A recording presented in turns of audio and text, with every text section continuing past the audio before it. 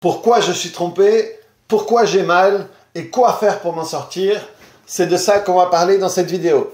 Alors c'est la troisième vidéo d'une série de vidéos sur la tromperie.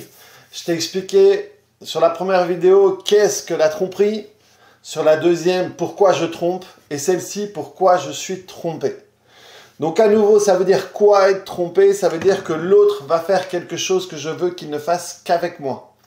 Et de nouveau, ça peut être très large selon mon ouverture d'esprit, ça peut être très étroit selon mon niveau de jalousie et de besoin de protection, mais du coup de contrôle. Et donc, dès que l'autre va sortir de mon cadre de référence sur ce qu'il va faire, parce que ça peut être, bien sûr, on pense tous à coucher, mais ça peut être des fois un bisou, ça peut être des fois juste des personnes vont se sentir trompées s'il y a un échange de messages.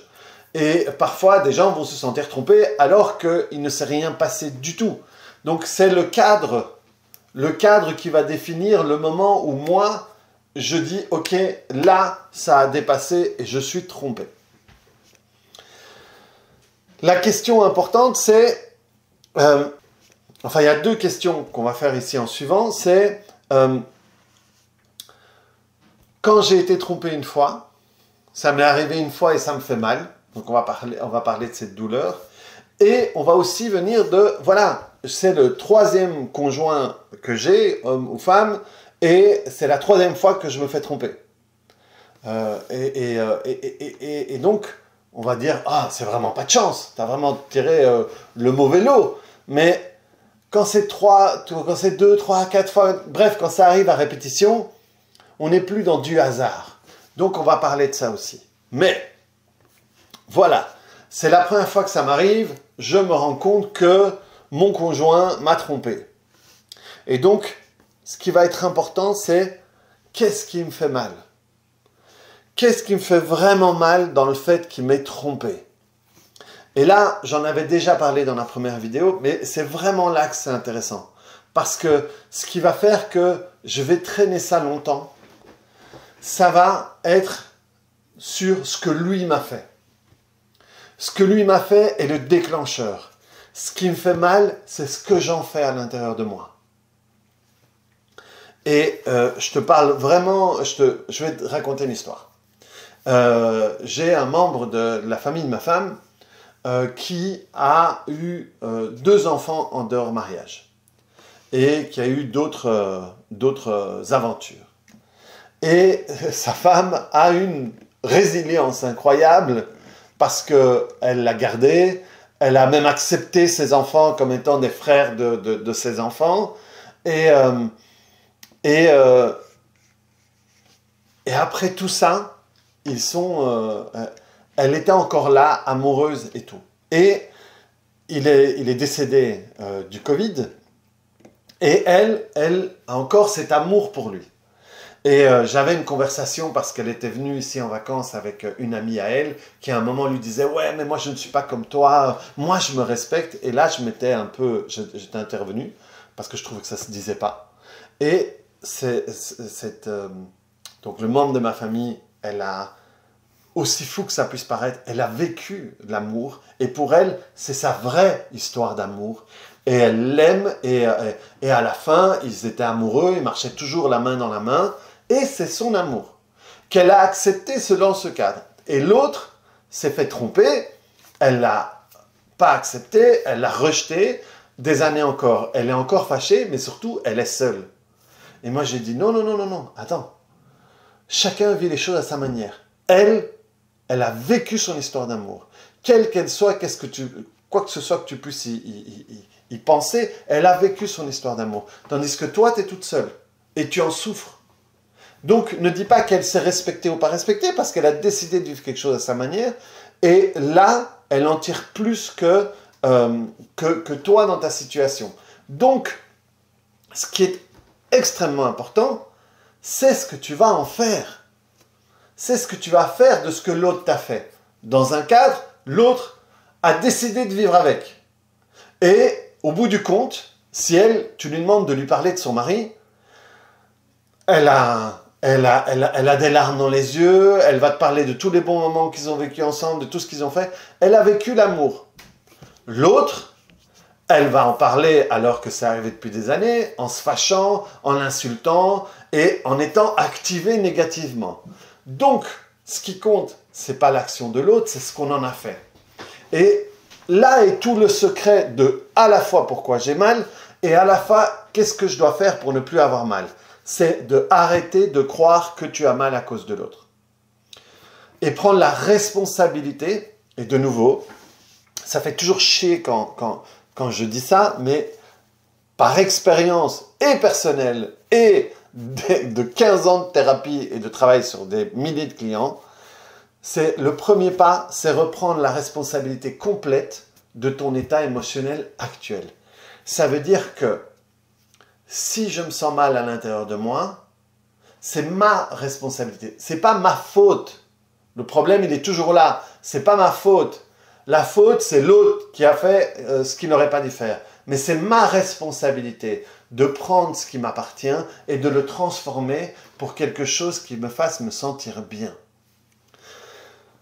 Donc, comprendre que, voilà, qu'est-ce que j'en fais à l'intérieur de moi? Qu'est-ce que j'en pense? Qu'est-ce que j'en ai conclu?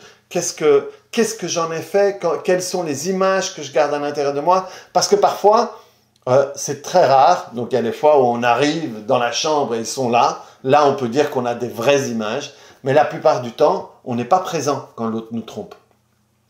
Et toutes les images qu'on se fait, ce sont des images qu'on se fait. Ce sont des fausses images qu'on s'est faites. Et donc, ces images-là, il faut en prendre la responsabilité et les travailler.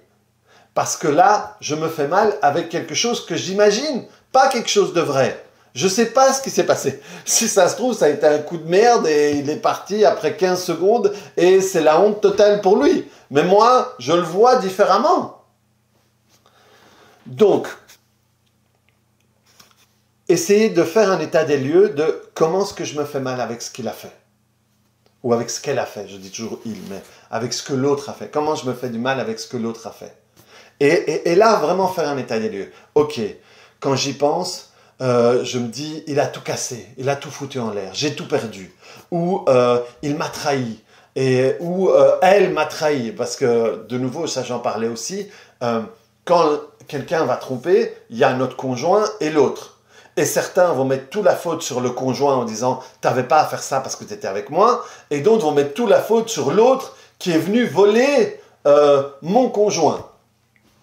Et donc comprendre qu'est-ce que je fais à l'intérieur de moi, comment est-ce que je fais, qu'est-ce que je me dis, quelles sont les images, qu'est-ce que je ressens à l'intérieur, où est-ce que je le ressens. Est-ce qu'on m'a volé quelque chose? Est-ce que j'ai perdu quelque chose? Qu'est-ce que j'ai perdu? Mon insouciance, ma sensation de sécurité, le fait d'être unique. Ou alors, je me retrouve dans une certaine solitude. Et c'est tout ça qui fait mal. C'est ça qui fait vraiment mal. Ce n'est pas ce que l'autre a fait. Ce que l'autre a fait est le déclencheur. Ce qui est important, c'est comprendre qu'est-ce qui se passe après. Qu'est-ce qui me fait souffrir? Et c'est sur ça qu'il faut travailler pour que tu puisses dépasser la tromperie de ton conjoint. Pour que tu puisses dépasser, et alors ça, ouvrez bien vos oreilles, pour pouvoir dépasser qui je suis devenu depuis la tromperie de mon conjoint. C'est ça qui est important. Qui je suis devenu, c'est moi qui suis devenu. Et j'ai besoin de sortir de ce que je suis devenu pour redevenir ce que je veux être. Et ça, c'est un travail personnel. Si tu attends que celui qui t'a trompé règle ça, tu vas attendre longtemps. Et c'est là le problème. On croit que c'est qui casse paye. Il a cassé, c'est lui qui doit régler. Eh bien, si tu es là-dedans, sache que tu vas souffrir encore longtemps. Il a cassé, il n'est pas capable de régler. Et surtout, il a, si tu veux, il a envoyé la pierre et c'est moi qui choisis la manière dont la vitre s'est cassée. Il a envoyé la pierre et où ce sera un petit coup, une petite pointe, comme dans la publicité de Carglass qui est plus petite que 2 €, où il y a eu une fissure importante, où ça a volé en éclats. Eh bien ça, c'est moi qui décide ça. C'est moi qui décide de ce que je vais en faire. Et de nouveau, c'est pas pour dédouaner l'autre. On s'en fout. L'autre, il a fait sa connerie. Point.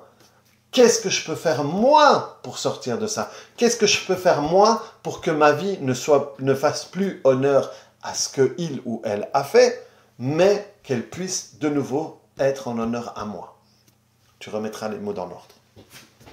Donc ça, c'est dans le cadre où j'ai été trompé une fois et j'en souffre longtemps. C'est ça ce travail qu'il y a à faire. Le deuxième cas de figure, c'est quand c'est mon troisième, quatrième, cinquième conjoint ou conjointe et à chaque fois, je me retrouve dans la position de la tromper.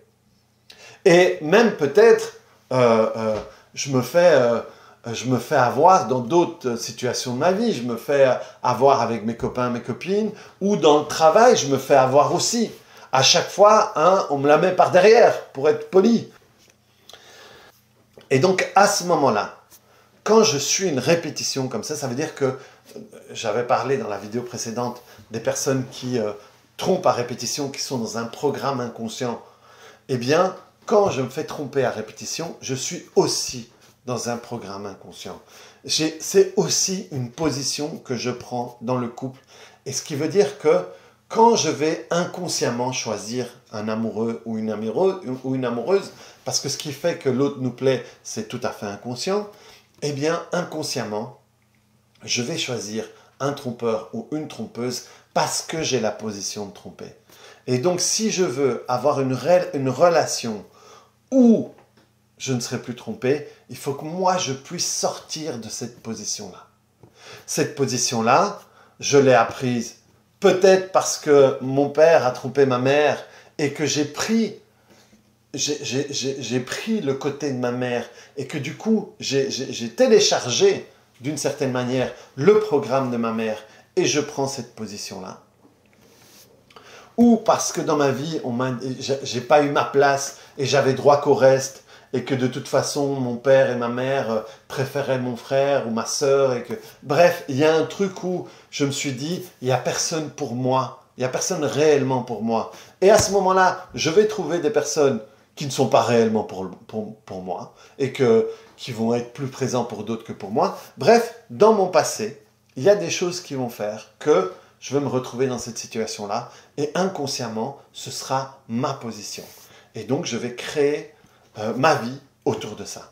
Donc, à ce moment-là, entre les deux, la première qui a été trompée une seule fois, la douleur va vraiment être sur la tromperie. La deuxième personne, ça lui est arrivé tellement de fois que la douleur est ailleurs. Ce qui lui fait mal, c'est ailleurs. Ce qui lui fait mal, c'est plus intrinsèque en disant « Merde, mais pourquoi ? Pourquoi est-ce que je ne peux pas avoir quelqu'un pour moi ? Plus que celui-là m'a fait ça. Pourquoi est-ce que je ne peux pas avoir quelqu'un pour moi ? Pourquoi est-ce que je ne peux pas avoir une vie où je ne suis pas trompé, où on ne met pas de côté, ou etc., etc., etc. » Et donc là, ce qui fait mal, c'est ça. Et c'est ça qu'il faut traiter. C'est ça qu'il faut travailler où, à un moment, mais j'ai le droit d'avoir ma place. J'ai le droit d'avoir quelque chose qui est que pour moi, que je ne dois pas partager. J'ai le droit d'avoir ma place. Parce que ces gens-là vont toujours céder leur place. Oui, mais non, mais vas-y avant moi, c'est pas grave, j'attendrai. Ou il y en a pas assez, non, mais prends-le. Ça va souvent être des gens qui vont laisser passer les autres avant eux parce qu'ils ne prennent pas leur place. Donc le travail va être important d'être à cet endroit-là. Et à partir de là, ils vont pouvoir créer des relations différentes avec les autres. Et à un moment, quand ils vont se dire « j'ai ma place », ils vont pouvoir trouver quelqu'un qui va respecter cette place, qui va pouvoir respecter ce cadre. Mais le travail va se faire là. Et si tu fais ce travail à ce moment-là, la douleur va être différente. Et dès que la douleur va être différente, tu vas voir à ce moment-là que quand tu vas revenir, quand tu vas repenser à la tromperie, eh bien, ce sera moins grave. Ça fera moins mal. Et ce sera la preuve ultime que ce qui compte, ce n'est pas ce que l'autre a fait, mais ce que toi tu en fais. Et dès que tu travailles sur ce que toi tu en fais, eh bien ce que l'autre a fait, ça diminue d'intensité, d'importance, de douleur. Et même, au bout d'un moment, c'est, next quoi. Ou alors, next, lui, ou passons à un autre chapitre de notre relation. Donc voilà les amis, cette semaine sur la tromperie, et comme vous avez vu à chaque fois, ça part d'un traumatisme, il y a un traumatisme avant, pendant ou après. Donc si les traumatismes t'intéressent, viens me voir sur le groupe gratuit Facebook dirigé sur les traumatismes, je parle de tout ça. Donc si ça t'a plu, si ça t'a fait réfléchir, clique sur le bouton j'aime. Si tu as des commentaires, s'il y a des points que j'ai peut-être pas touchés et que je pourrais te répondre en vidéo, tu peux les mettre en commentaire. Et n'oublie pas de t'abonner, on se voit très bientôt sur une autre vidéo. Salut!